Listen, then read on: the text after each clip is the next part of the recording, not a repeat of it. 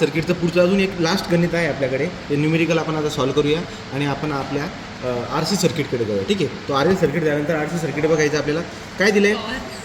Voltage e⁻⁻⁸. ठीक आहे, तो व्होल्टेज दिला याचा अर्थ काय बरं का, हा जो आहे ना आपला e × e⁻⁻⁸ हा काय झाला, हा व्होल्टेज म्हणजे EMF झाला. एखाद्या सर्किटमध्ये जो EMF पोटेन्शियलचा तुम्ही हे जोडलेला आहे तो झाला. पुढे is applied at t = 0 to a circuit containing inductance L. पुढे म्हणता येईल रेजिस्टन्स R. तो ही सर्किट कुठली झाली बरं का, जर इंडक्टन्स समजा L आहे तो L आहे, R आहे, सर्किट कुठली RL सर्किट. तो RL सर्किट दिसायला बघतो. RL सर्किटमध्ये तुम्हाला मी पूर्ण डेरिव्हेशन शिकवून दिलेले आहे. पुन्हा ते डेरिव्हेशन शिकवायची गरज आहे का, तो मग आपल्याला गरज आहे. ठीक आहे, का गरज आहे, कारण की आपला EMF बदललेला आहे. ठीक आहे, तर मी इक्वेशन कसं बनतं बरं का, आता ते तुम्ही जर बघायला गेलात ते एक जनरल इक्वेशन असतं आपल्याकडे, कुठलं LdI/dt प्लस RI = जनरली पहिले काय होता, व्होल्टेज होता, असं लिहितो ना आपण. तो आपण काय म्हणतोय, LdI/dt = RI plus RI = voltage. पण इथं त्याने तुम्हाला व्होल्टेज दिलेलं आहे. व्होल्टेज किती दिले बरं का, तो व्होल्टेजची व्हॅल्यू बदलवलेली आहे, त्यामुळे आता कॅल्क्युलेशन सगळं बदलून जाणार. व्होल्टेज E × e⁻⁸ हे व्होल्टेज दिले. तो आपण काय करणार बाळांनो, LdI/dt प्लस RI = व्होल्टेज दिलेला आहे e⁻⁻⁸. तुमच्या लक्षामध्ये येईल की ते मेन फंक्शन I आहे आणि जो आपला व्हेरिएबल आहे तो T आहे. त्याच्या रिस्पेक्टमध्ये आपल्याला काय करायचं आहे, डेरिव्हेटिव्ह घ्यायचं आहे समजा, किंवा इंटिग्रेशन घ्यायचं आहे. मग आता आपण L काय करणार, थ्रूआउट आपण डिवाइड करणार. मला फक्त इथं DI/dt पाहिजे असतो, मग ते काय होऊन जाईल, DI/dt plus LR/LI = e/L e⁻⁻⁸.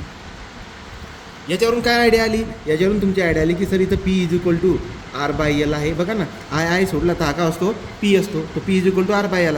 क्यूची value किती बाळांनो, ही सगळी क्यूची व्हॅल्यू आहे e/L e⁻⁻⁸. तुम्ही आता इंटिग्रेटिंग फॅक्टर काढून घ्या. IF कसा काढणार, तो IF = e⁻⁻P dt. तो e⁻⁻ P ची व्हॅल्यू आहे R/L dt. याचा अर्थ e⁻R/L बाहेर काढा, तो R/L बाहेर काढला, ID कट आणि T होऊन जाईल. याचा अर्थ e⁻RT/L. इंटिग्रेटिंग फॅक्टर बरोबर आला का आपला, ओके. पुढे काय करणार आता, पुढे आपण जनरल सोल्युशन काढणार. जनरल सोल्युशन कसं काढतात बाळांनो, तर जनरल सोल्युशन जर तुम्ही काढायला गेला तर तो काढतात main function I × IF = integration Q × IF dt plus C. चला बरं का, आता I तर ठीक आहे सर, पण IF किती आहे, चालूच काढला e⁻RT/L = इंटिग्रेशन Qची व्हॅल्यू किती बाळांनो, Qची व्हॅल्यू तर काढून दाखवली बघा, e/L e⁻⁻⁸. IF किती आहे, e⁻RT/L dt प्लस C. इथं बेस सेम दिसायला भेटतो E. तो वरच्यांची बेरीज होईल, ते कसं होऊन जाईल बाळांनो, हे बघा I × e⁻RT/L = integration e/L. E base same आहे, तो वरच्यांची काय होईल बरं का, ॲडिशन. म्हणजे कसं होईल माहिती ते कसं होईल, ते होऊन जाईल या पद्धतीने बघा. पहिले पॉझिटिव्ह लिहितो मी, तो RT/L - AL असं होऊन जाईल ना. मी काय केलं आहे, तुम्ही म्हणाल असं करायला पाहिजे तुम्ही सर, -AT प्लस RT/L चालेल, तेच होते ना. पहिले पॉझिटिव्ह लिहिलं आहे RT/L - AT. काय AT काय येईल एकदा चेक करून घ्या, तो काय तो AT राईट. मग RT/L - AT या पद्धतीने करून टाकला, हा झाला DT प्लस C. चला आता पुढे काय करणार, I × e⁻RT/L = e/L मी बाहेर काढून टाकतो. त्याच्यानंतर हे काय होईल बरं का, हे होऊन जाईल आता इंटिग्रेशन e⁻RT/L - AT dt. ठीक आहे, प्लस C. आता याचं इंटिग्रेशन आपल्याला काढायचं. इंटिग्रेशन काढणं बी काही जास्त अवघड नाही आहे. कसं काढतो बघा, I × e⁻RT/L. ओके, RT/L काय होईल बरं का, आता तुम्ही बघा e/L कॉमन काढला आहे ना, e/L बाहेर काढला आहे मी. e⁻RT/L हा पूर्ण ब्रॅकेट आहे ना. ब्रॅकेटचं इंटिग्रेशन काय असतं, डिवाइड बाय तो जो पण कोइफिशियंट येईल ना व्हेरिएबलसाठी तो. मग आता मला सांगा, टीला चिपकून इथं R/L आहे, इथं टीला चिपकून A आहे, बॉटमला कोण येईल, R/L - A. अरे तुम्ही याला असं लिहू शकतात ना रे बाळांनो, काय सांगा, हे बघा इंटिग्रेशन इथे जर बारीक ऑब्झर्व केलं तर टी कॉमन येतोय ना, तो तुम्ही मध्ये काय उरतोय R by L minus A, म्हणजे इथे डोक्यावरती काय राहते E raise to R by L minus A आणि बाय टी आहे डी टी प्लस सी. आता तर सोपं झालं, I into E raise to R T by L is equal to, आता याचं इंटिग्रेशन काढणं कसं आहे E raise to R by L minus A into T divide by coefficient काय आर बाय एल मायनस ए. ठीक आहे ना, ई बाय एल बाहेर काढले ना आपण आणि ई बाय एल आपला बाहेर आहे.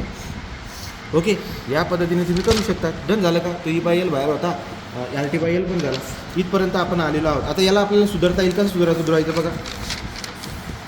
I into E raise to R T by L is equal to काय करणार बरं का, आता याला सॉल्व करता येईल आपल्याला. कशा पद्धतीने सॉल्व करायचं, तर डोक्यावरती आहे E raise to R by L minus A into T, बरोबर.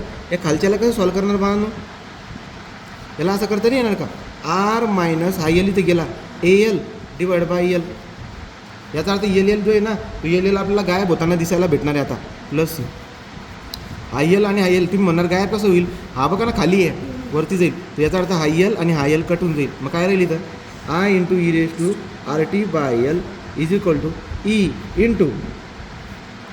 इंटू काय राहील इथं E raise to power R by L minus A into T divide by R minus A. जवळपास आले आता, ठीक आहे.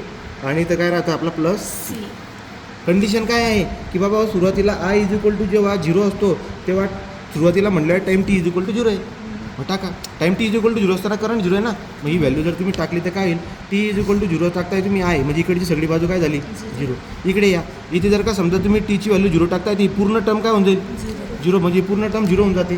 तो याचा अर्थ असा निघून येतो की आपलं इंटू येतो नाही तर e into E raise to R by L या पद्धतीने आहे. हां, हे डोक्यावरती ना, म्हणजे ई रेस टू झिरो होऊन दिला, म्हणजे काय उरेल माहिती आहे का, हे उरेल ई बघ ना ई रेस टू झिरोचा अर्थ वन होतो, म्हणजे e divide by R minus A L plus C, म्हणजे सीची व्हॅल्यू काय येते बाळांनो minus E divide by R minus A L. झालं उदाहरण सॉल्व. तर हे इक्वेशन आपलं वन आहे, समजा ही व्हॅल्यू उचलून त्याच्यात टाकू, पुट ई ना वनमध्ये पुट जर केलं I into E raise to R T by L is equal to E into E raise to R by L minus A T divide by R minus A L, आणि value जर टाकली तो minus E divide by R minus A L. Okay का, काय common निघते काढून घ्या.